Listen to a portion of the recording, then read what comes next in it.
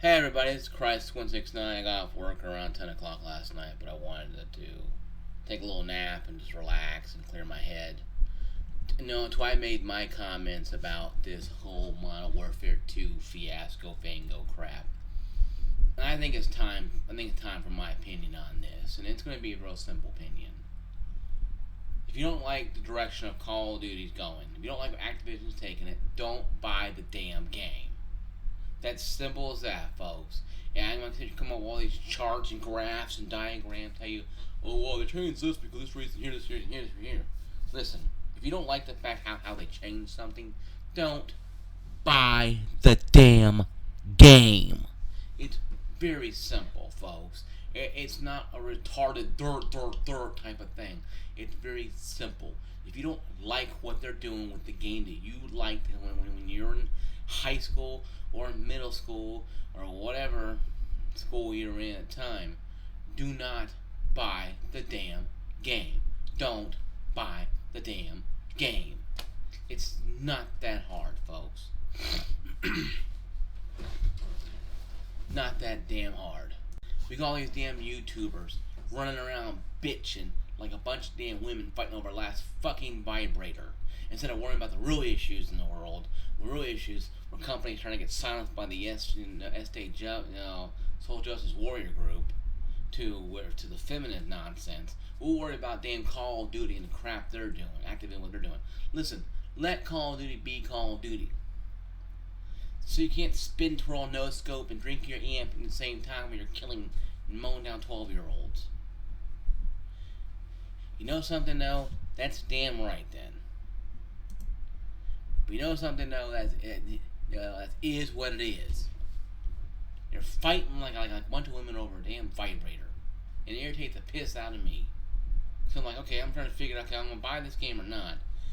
But you get the wall people on the recommended wall whine about this.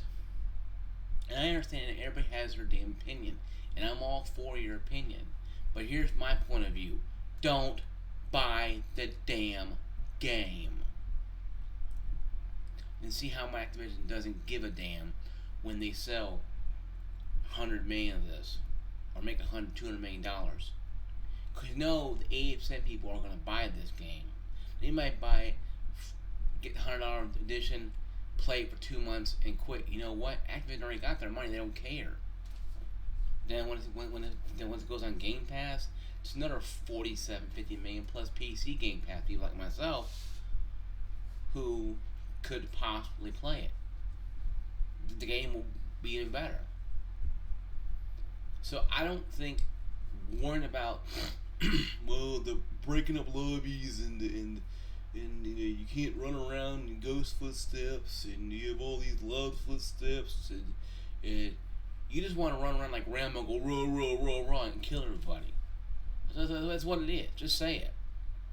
You're gonna run around like put a bandana on your head and run around like Rambo. And there's murder 12-year-olds.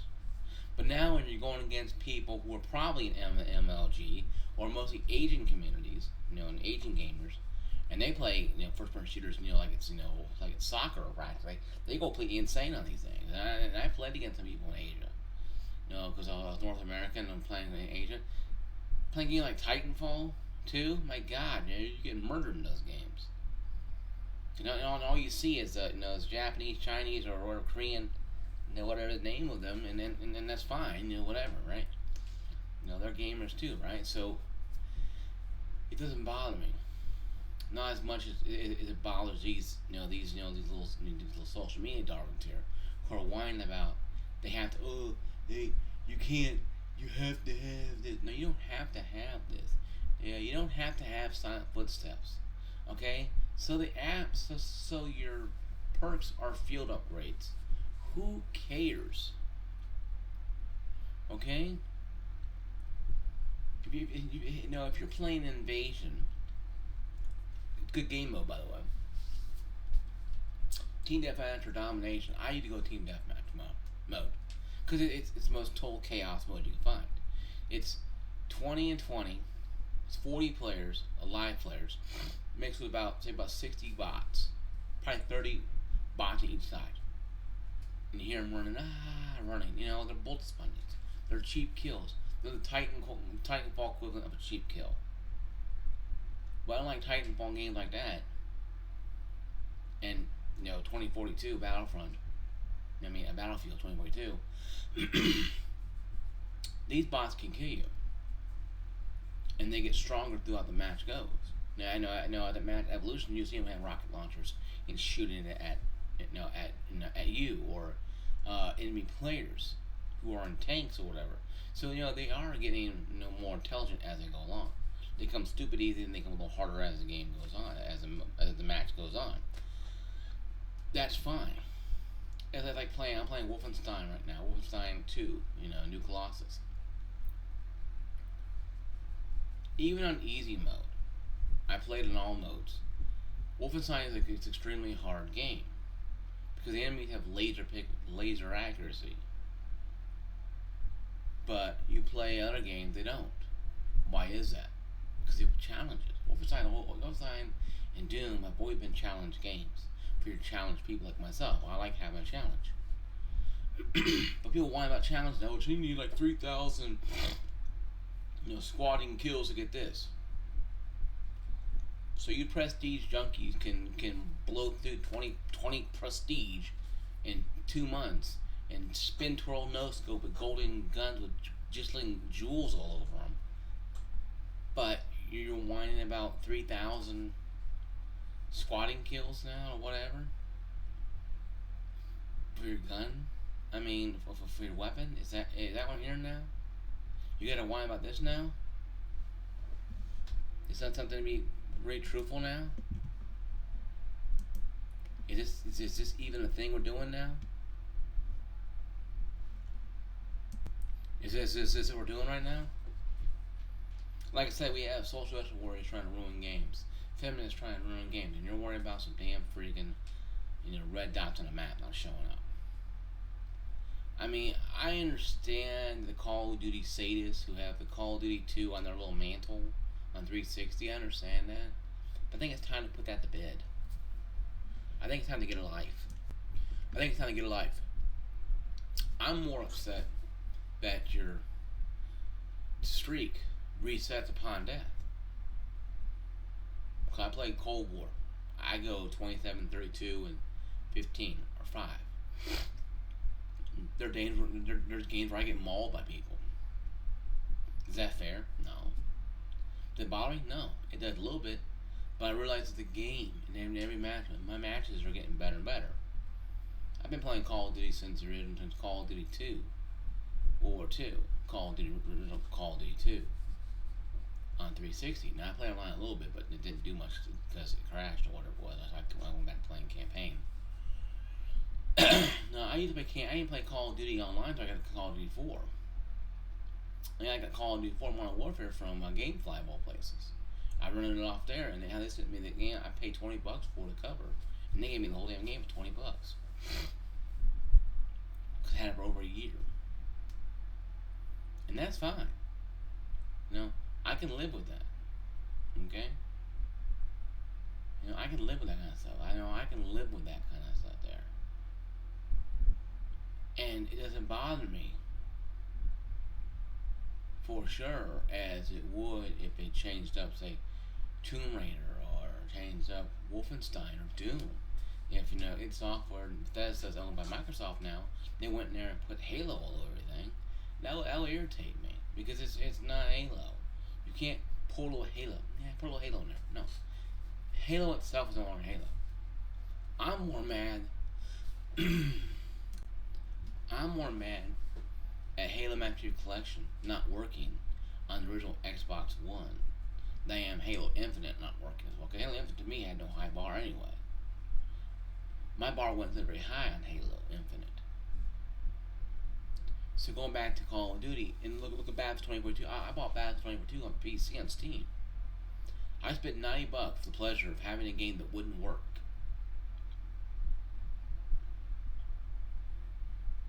It's so hard to play that you can't even play it anymore.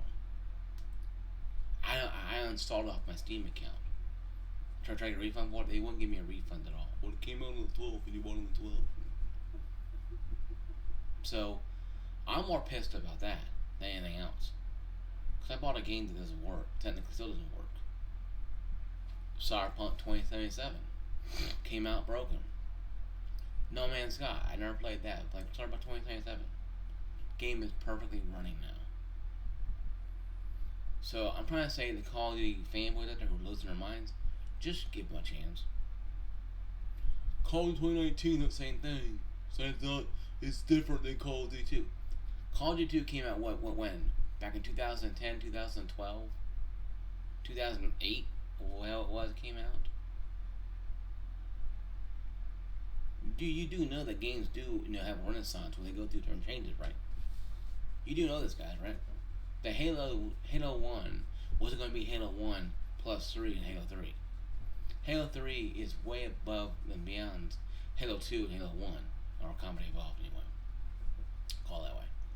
So to call anything else other than Halo, the same Halo 1, is pretty much blasphemy. You should get slapped in the face. Because two different games. And the map show for it online, especially if you're playing online on Master Chief Collection. And it does show. It's like, damn, But that's what they had to work with back then. So, I understand that. I get that. I'm not mad about it. Because I get that thing, and I understand it. A lot more than people think I do.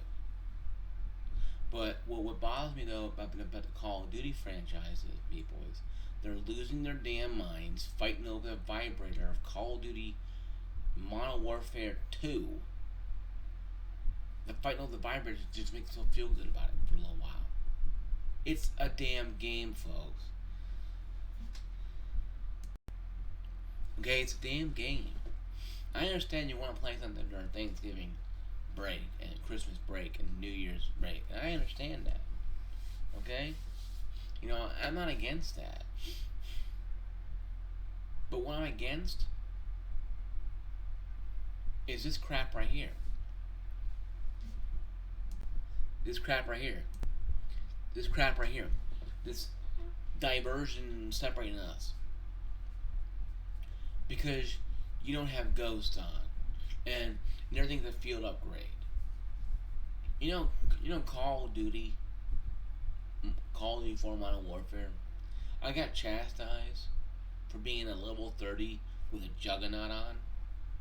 The little bullet, little cross on it. The health cross of bullet. People thought that was too cheap of a way to play. That anybody past level 15 should not use. It's beneath them to use Juggernaut. And Juggernaut is in this game too as well, but is a perk that activates later on in the game as the game goes. Now, do I think perk system is fun this way? I think it's kind of annoying. Yes, you don't have it right away. You should have the perks you've earned, and you should be able to use them right and ready from beginning to end. But they're taking things like Titanfall stuff. Everything is from another game that I understand. The perk system, Titanfall. Stuff comes up, you get it, you use it. It's almost like a perk, like the roll dice perk. You get a certain level and then you can roll dice. You can pick whatever you want to use. Not UAV, but a tracker, and a smart pistol, whatever you want to use. Turrets. That is kind of what Titanfall took from Call of Duty as being kind of the rewards, kill streak rewards. But they used it in that situation. I know it's no different thing, because you only get it as you charge up to that point again, and all that level. And I think that's something that is fine in theory, but people in Call of Duty just need to get a life. This is the new order of Call of Duty. This is the way it's going to be. If you don't like it, the door is wherever you're at. Use it. Don't worry about it. If you don't like the way Call of Duty is going, don't buy the game. It's simple as that, folks. It doesn't get any more cut and dry than this. Okay? It's hard enough as it is trying to explain to people this. But you got grown men crying like a bunch of women fighting over a vibrator. And you're fighting over a vibrator of a game that's come and gone in its time. 15 years. Maybe it's time for Call of Duty to change up. Maybe it's time for Call of Duty to change up. Maybe it's time for Call of Duty to turn the corner, turn the page. Chapter 1 complete and move on to Chapter 2 or whatever. Maybe it's time for them to maybe it's time for them to do that kind of stuff. Maybe it's time for them to understand, you know what, we need to make something new. And take ideas from Rainbow Six and Battlefield and Titanfall and old Call of Duty games and new Call of Duty games and mix them together. What happened? I had a pretty good experience playing. When I was playing Invasion, I went 97 and 12 or 105 and 27. I mean, my difference was like 1.2, 2.3, but it wasn't anything crazy. Hell, when I was playing Cold War, my KD ratio for half a match was like at 10. At 10.2. I was murdering people in that game. I was getting my, I think my UAV over there, UAV, my turret and sentry gun, and my napalm strike constantly, just blinking in the area and shooting everything up. No, on Nuketown. And Nuketown's pretty cool Matt playing on. But people are upset with me. Well, you're camping. No, I'm running around going crazy. I'm playing as I should be playing it. But I don't spin twirl, no scope, and do crap like that and snipe halfway across the map. No, that's child crap. I play the game as it needs to be played. They're trying to go for more of a tactical shooter, and I can't fault them for that. I can't fault Activision and Infinity Ward trying something different with a franchise that's pretty old. It's the Halo of the first-person shooters. It's Halo of the war simulator, of the arcade simulator. It's weird like that. To Call of Duty. Call of Duty should have changed probably Modern Warfare 3. That's when it probably should have been a little more like it is now. It's more of an open world, especially play on Invasion or Ground War. I like that kind of aspect because it makes it fun. It's not cordoned off in a little corner room shooting it in the face. So I think that yes, taking out the lobbies and reshuffling them is kind of weird. You can make friends if people have mics, and so you can make friends.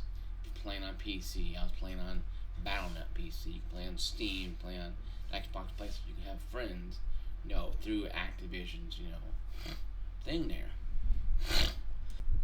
Through Activision's app there, so you can, send friend requests and play through Call of Duty only, obviously, but you don't know. You might get a PS5 to hang with that person, or an Xbox X Series or S Series that person more often to play Halo or whatever. Or you might download the Xbox app to play Halo if the person plays on Xbox. So you might be more inclined to hang out with people like that. So you can, even PlayStation might have an app eventually.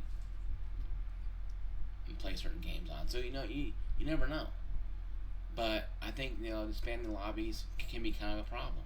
They are a problem. But whine about the gameplay of a game that's been out now, it's going to be out in no less than a month. There's 29 days left until this game comes out.